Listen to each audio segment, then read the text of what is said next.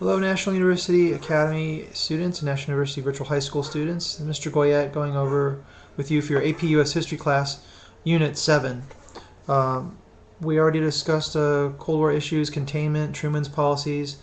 Now we're getting into more of the National Security Council's plans on containment. And what we're going to look at first here is Eisenhower's method of dealing with Congress during his administration was to remain insulated from most legislative issues, preferring to play a passive role. You can review that on page 850 of your textbook. In the years following World War II, the United States experienced increasing church attendance. Part of this baby boom and the growing suburban presence of Americans, there was also an increase in church attendance at this time. John F. Kennedy took advantage of the sagging national economy and the frustration over Sputnik. When the Soviets launched Sputnik, it concerned Americans and made them feel as if not only were they falling behind in the space race, but that militarily they might not be prepared for the Soviets if they improved their technologies and were able to gain the advantage militarily over the United States. You can review this on page 860 of your text. The approach of Kennedy administration towards defense spending was to increase it. They wanted to construct an awesome nuclear arsenal with first strike capability, which would put the Soviets on the defensive. You can review this on page 861. You'll also want to note there that the text makes it clear that it was not true that Eisenhower had fallen behind the Soviets in building more nuclear weapons, as Kennedy had claimed during the campaign. The United States had a significant lead when Kennedy took office, yet Kennedy wanted to dramatically increase the production to intimidate the Soviets. And this was Kennedy's whole positioning himself as more aggressive, more of a Cold War warrior than his Republican opponents. Kennedy responded to the Soviet missile crisis in Cuba by putting forward a naval quarantine to prevent the shipment of new missiles, and he coupled that with a nuclear threat to force the removal of missiles already in place.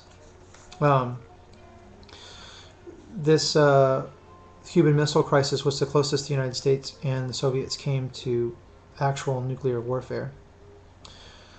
President Kennedy's solution to escalating guerrilla fighting in South Vietnam was continued support for Diem, while recognizing that it was ultimately South Vietnam's war to win or lose. Later, Kennedy would have tacit approval of a coup that led to Diem's overthrow. You can review this on page 878 of your textbook.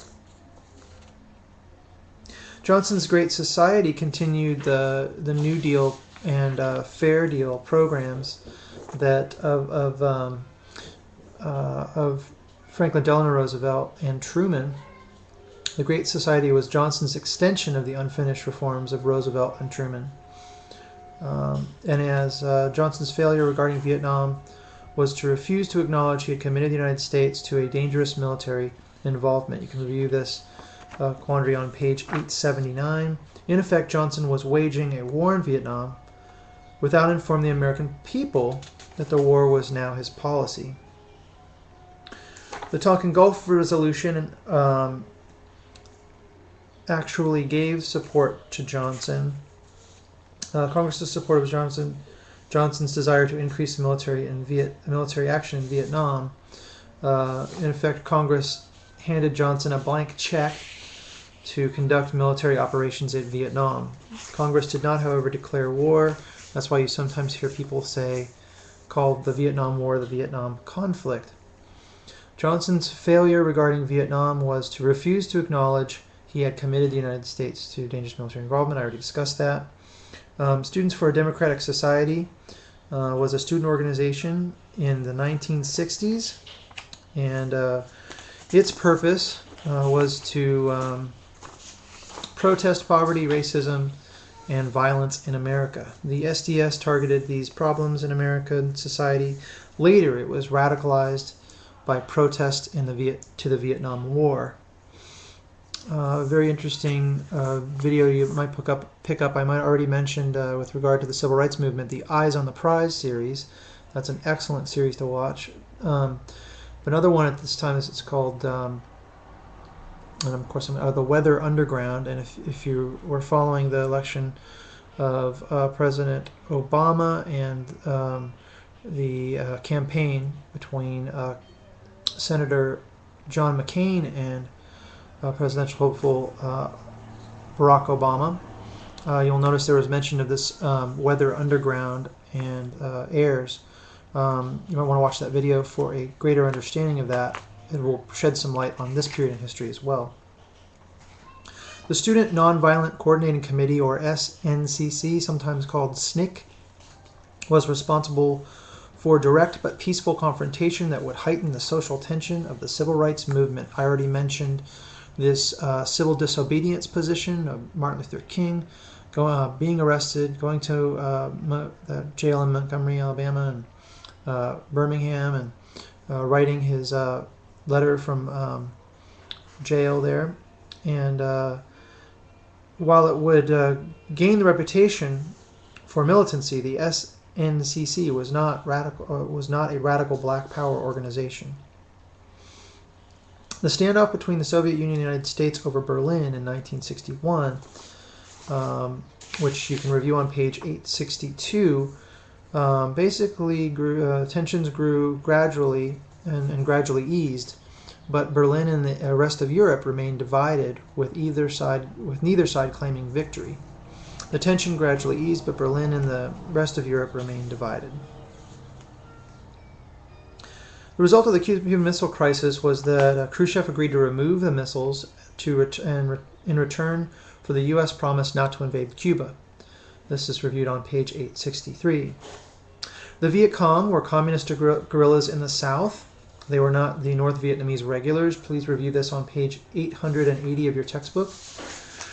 Lyndon Johnson used 20,000 American troops to intervene in the Dominican Republic in 1875.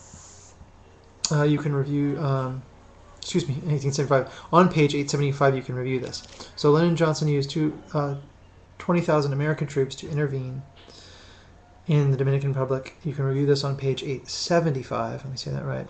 And it basically says here, in 1965, to block the possible emergence of a Castro-type government, LBJ sent 20,000 American troops to the Dominican Republic. Johnson's flimsy justifications, ranging from the need to protect American tourists to a dubious list of suspected communists among the rebel leaders, served only to alienate liberal critics in the United States.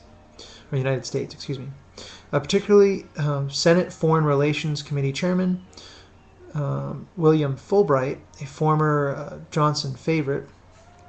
The intervention ended in 1966 with the election of the conservative government Senator Fulbright. However, he continued his criticism of Johnson's foreign policy by publishing The Arrogance of Power, a biting analysis of the fallacies of containment. More on this from George C. Herring, served in the Navy at the time. This excellent book, America's Longest War. If you have any interest in reading more about the Vietnam War, I highly recommend this text. In his preface, Robert A. Devine, the chief editor of the textbook you're currently using for this AP U.S. History course, mentions, while acknowledging the areas made by Johnson and Nixon, Herring views American participation in the Vietnam War as a logical culmination of the containment policy that began under Harry Truman in the late 1940s. Successive administrations never questioned the assumption that the national interest required the denial of South Vietnam to communism. The result was the gradual yet inescapable intervention of a local civil conflict. The United States sought at first to uphold French control, then to build and maintain South Vietnamese independence, and finally to deny the victory of Vietnam. I'll pause here. Recommend this text for more on Vietnam. Also this Gettleman text, and I'll talk to you more later about these topics. Good luck with your exams.